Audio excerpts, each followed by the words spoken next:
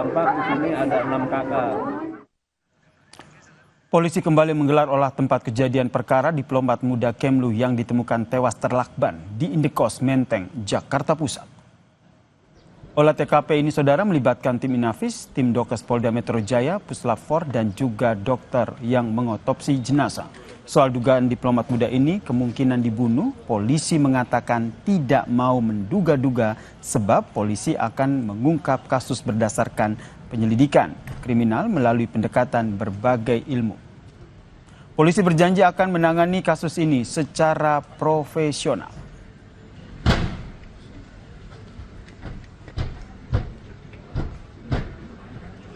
Dilakukan pemeriksaan secara ilmiah. Dalam mengungkap sebuah peristiwa ini, kami harus mengedepankan prinsip scientific crime investigation, ya. Pengungkapan kasus berdasarkan pendekatan berbagai ilmu.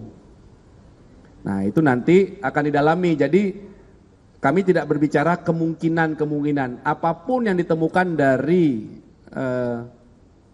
barang bukti, jadi jenazah ini juga merupakan barang bukti. Jadi sifatnya jenazah itu barang bukti yang platinum, barang bukti yang utama.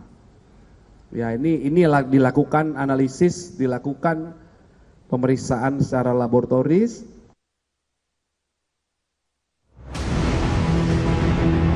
Jadi saksi itu TPPU betul nggak Pak? Sidang TPPU.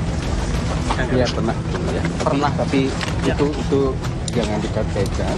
Saya juga menelusuri bahwa latar belakang penugasan yang bersangkutan kira-kira dengan siapa saja pernah terlibat, ataukah dengan organisasi-organisasi daripada TPPO ini siapa saja, pasti itu salah satu juga. Tewasnya Arya Daru Pangayunan, diplomat muda Kementerian Luar Negeri di kamar indekosnya di Menteng, Jakarta Pusat, masih menjadi misteri. 2 rekaman CCTV sebelum korban ditemukan, CCTV pun jadi bukti tambahan untuk menguak kasus ini. Sebelum ditemukan tewas, kegiatan diplomat Kemlu Arya Daru Pangayunan terekam CCTV Indekos.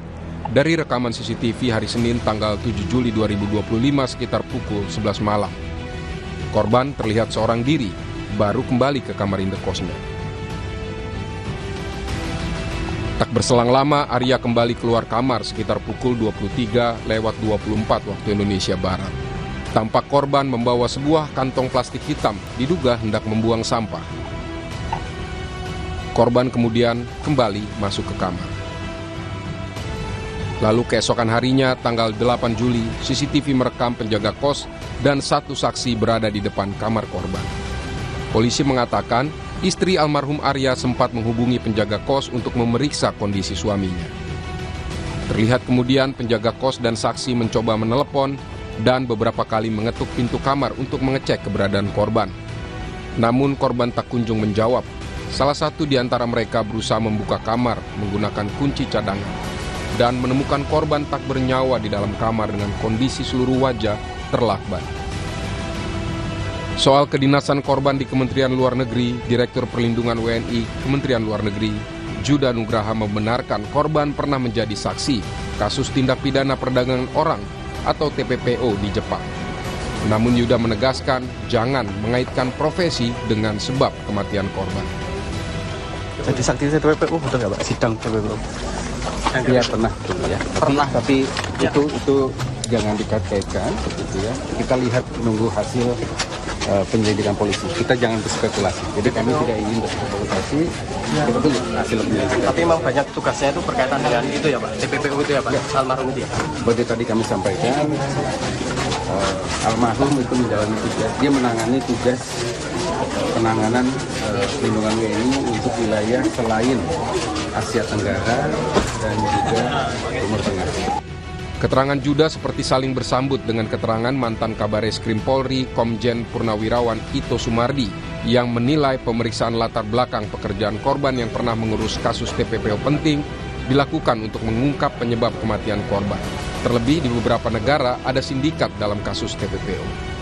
Yakin bahwa teman-teman penyidik itu mereka juga menelusuri bahwa latar belakang penugasan yang bersangkutan kira-kira dengan siapa saja pernah terlibat, ataukah dengan organisasi-organisasi daripada TPPO ini siapa saja, pasti itu salah satu juga yang saat ini yang paling rawan adalah memang orang-orang yang memiliki latar belakang kedinasan di bidang TPPO atau tidak pidana perdagangan orang, ya itu kan sering sekali di beberapa negara itu warga negara kita menjadi korban TPPO. Dan korban TPPO ini kan mereka punya jaringan, punya sindikat. Ini tentunya akan menjadi salah satu objek daripada penyelidikan. Ya. Proses penyelidikan kasus ini masih terus berjalan. Kapolda Metro Jaya Irjen Karyoto menyatakan hasil penyelidikan kasus kematian diplomat muda dengan wajah terlakban akan selesai dalam kurun waktu 1 minggu.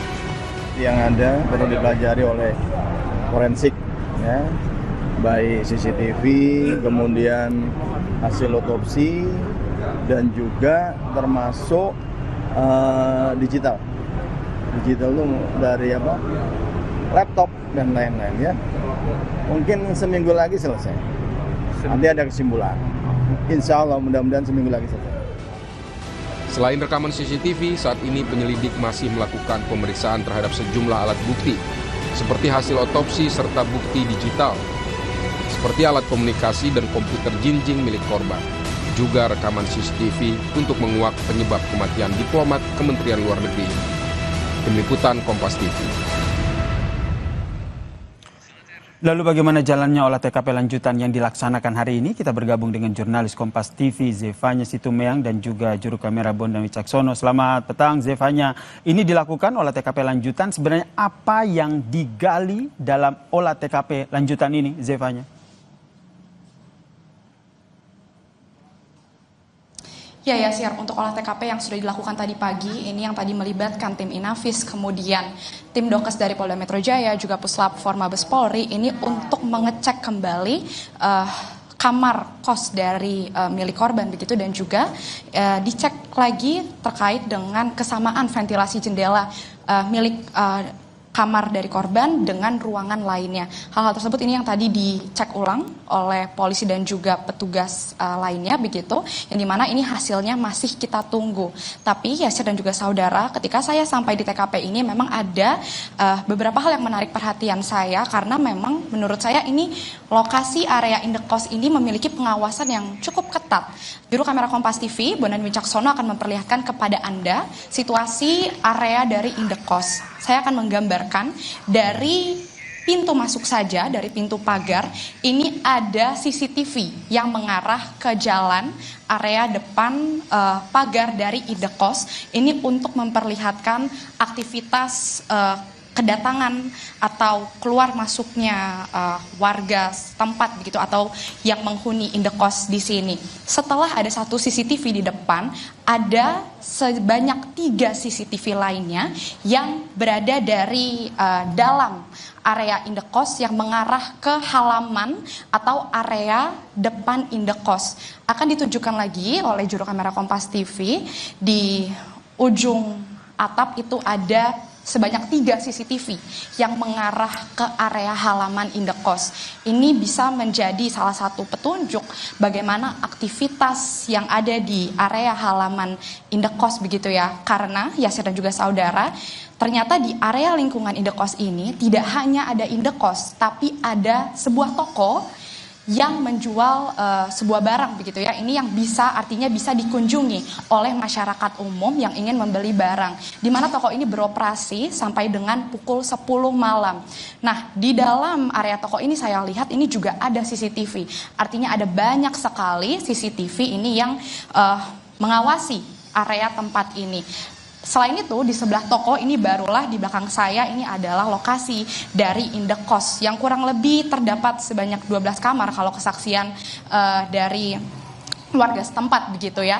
Di dalam area indekos sendiri yang seperti sudah tersebar di media massa juga, itu ada kurang lebih sebanyak 3 CCTV di area indekosnya saja untuk mengawasi bagaimana aktivitas para pemilik atau orang yang menghuni indekos begitu ya. Artinya ini pengawasannya sangat ketat.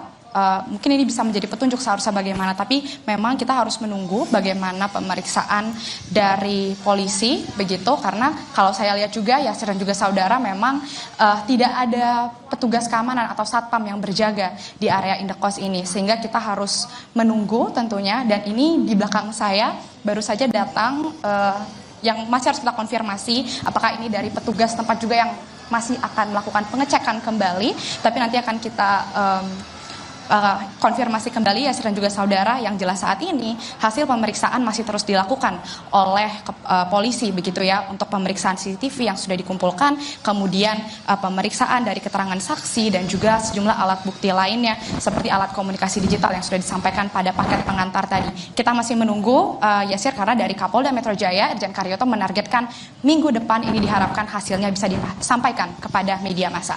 Yasir.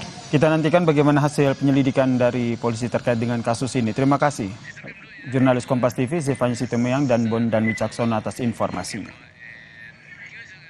Usai jeda, saudara, Kompas Petang kembali dengan informasi Fauzia Tiasuma atau Dr. Tifa Jumat pagi menghadiri pemanggilan penyidik di Treskrimum Polda Metro Jaya terkait dugaan penghasutan soal ijazah Jokowi.